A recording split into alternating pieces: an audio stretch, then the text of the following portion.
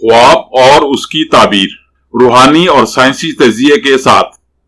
ख्वाब नींद के दौरान उस इल्हामी कैफियत का नाम है जो आपको आपके मुस्तकबिल और आने वाले हालात के बारे में एक मुबहिम सा इशारा देती है।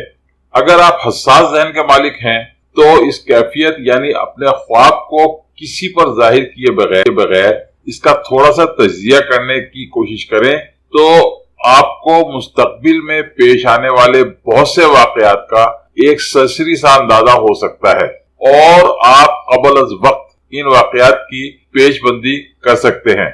ख्वाब में धुंधला देखने की ताबीर।